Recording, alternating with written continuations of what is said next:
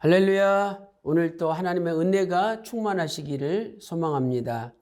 오늘은 노년에 야곱을 축복한 이삭이라는 주제로 말씀을 전가하도록 하겠습니다.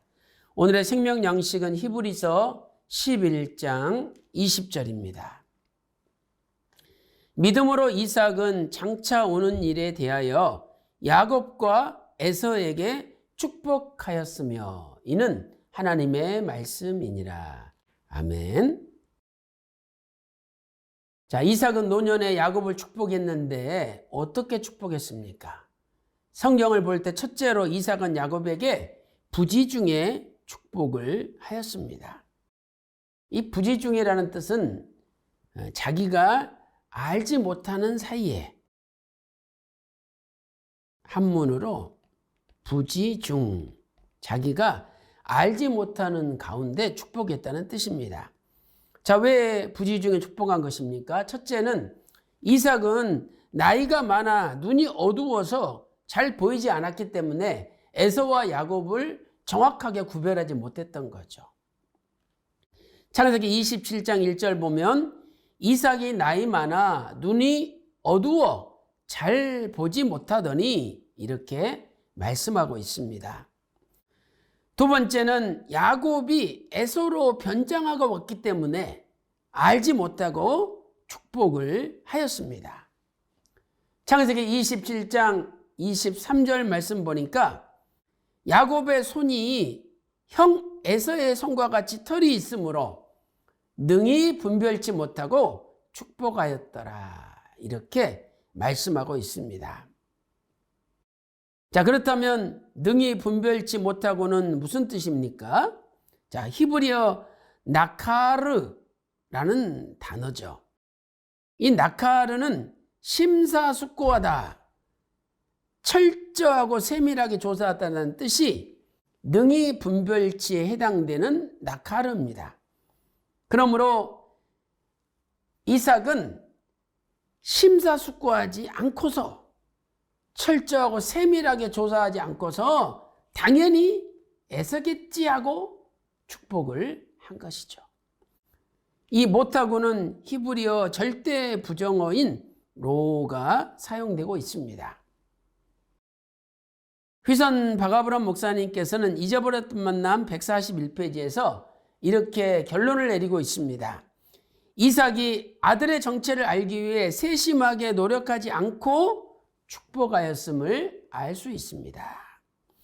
이렇게 이삭은 깊이 생각하지 않고 자기가 축복하는 대상이 당연히 에서라고 생각하며 축복하였던 것이죠. 그래서 이삭이 축복을 받은 후에 에서가 돌아왔을 때 이삭은 심히 떨었습니다. 여기 이삭이 아니라 야곱이죠. 실제로는 야곱이 축복을 받은 거 아닙니까? 그래서 야곱이 축복을 받은 후에 에서가 돌아왔을 때 이삭은 심히 떨었습니다. 창세기 27장 33절 말씀 보세요. 이삭이 심히 크게 떨며, 아니 자기는 분명히 에서인 줄 알고 축복을 했습니다.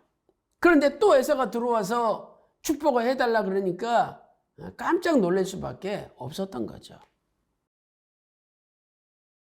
그러므로 큰 두 번째로 나중에 이삭은 야곱에게 믿음으로 축복하였다. 이렇게 성경은 말씀하고 있습니다. 히브리서 11장 20절에 믿음으로 이삭은 야곱과 에서에게 축복했다라고 말씀을 하고 있죠. 그래서 에서가 자기에게도 장자의 축복을 달라고 할 때 이삭은 단호히 거절한 겁니다. 이것이 바로 믿음이죠. 자, 구체적으로 살펴보도록 하겠습니다. 첫째로 이삭은 이미 야곱에게 축복했기 때문에 야곱이 정령 복을 받을 것이라고 선언한 거죠. 창세기 27장 33절 보세요. 이삭이 심히 크게 떨며 가로되 그런즉 사냥한 고기를 내게 가져온 자가 누구냐? 너 오기 전에 내가 다 먹고 그를 위하여 축복하였은즉 그가 정령 복을 받을 것이니라. 야곱을 위하여 축복하였은즉 야곱이 정령 복을 받을 것이라고 선언하였습니다. 이 정령은 히브리어 감으로 진실로 어떤 일이 있더라도라는 뜻입니다. 그러므로 야곱이 받은 축복은 어떤 인간의 힘으로도 변경될 수 없음을 선언한 것이죠. 두 번째로 에서가 방성되고 가면서 자기에게도 축복해 달라고 요청하였습니다.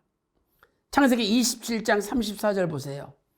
에서가 그 아비의 말을 듣고 방성되고 가며 목 놓아 큰 소리로 울었다는 거죠.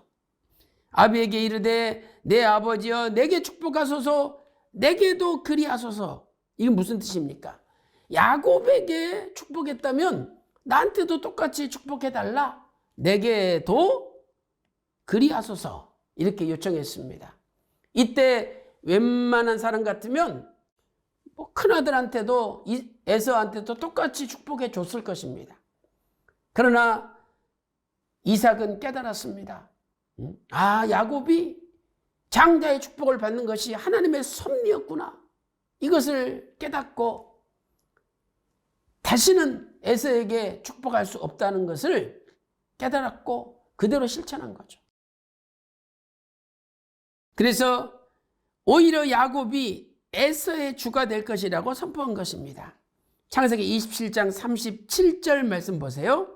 이삭이 에서에게 대답하여 가로되 내가 그를 너의 주로 세웠다.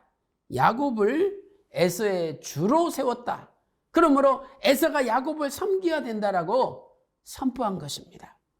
이것은 옛날 리브가가 쌍태를 잉태했을 때 하나님께서 주신 큰 자가 작은 자를 섬기리라.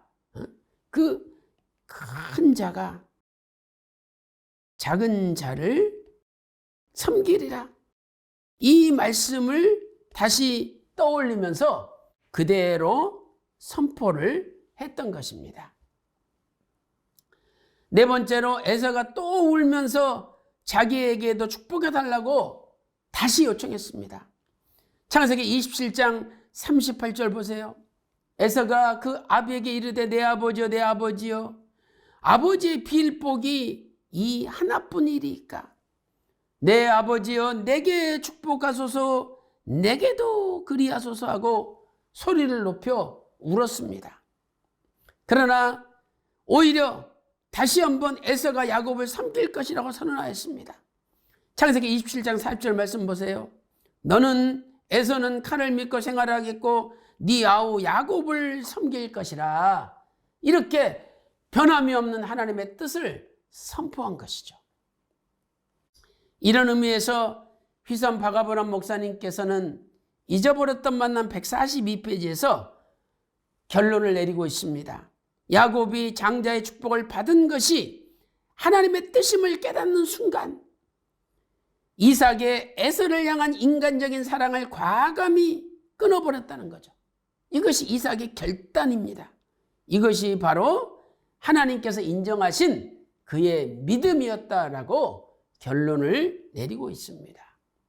사랑하는 성도 여러분, 오늘 또 비록 늦게나마 아버지의 뜻을 깨달았다면 그 뜻 앞에 절대 순종하는 저와 여러분이 다 되시기를 주님의 이름으로 축원합니다. 기도 올리겠습니다. 살아계신 하나님 아버지, 이삭은 인간적으로 에서에게 축복하려고 했지만 야곱이 먼저 축복을 받는 것을 깨닫고 이것이 과거에 자신에게 주신 하나님의 뜻이라는 것을 깨닫고 전율하면서 떨었습니다. 그리고 에서가 끊임없이 자기에게도 축복을 달라고 요청했지만 믿음으로 결단하고 믿음으로 끊고 오히려 네가 야곱을 섬겨야 된다라고 선포하였습니다. 하나님 아버지, 오늘 우리도 비록 나중에라도 아버지의 뜻을 깨달았다면 그 뜻 앞에 물러서지 않고 그 뜻을 붙잡고 실천하는 믿음의 사람들 다 될 수 있도록 인도하여 주시옵소서. 오늘도 아버지의 뜻을 깨닫고 실천하는 하루가 되기를 간절히 소망하면서 이 모든 말씀 우리 주 예수 그리스도 이름으로 간절히 기도 올리옵나이다. 아멘.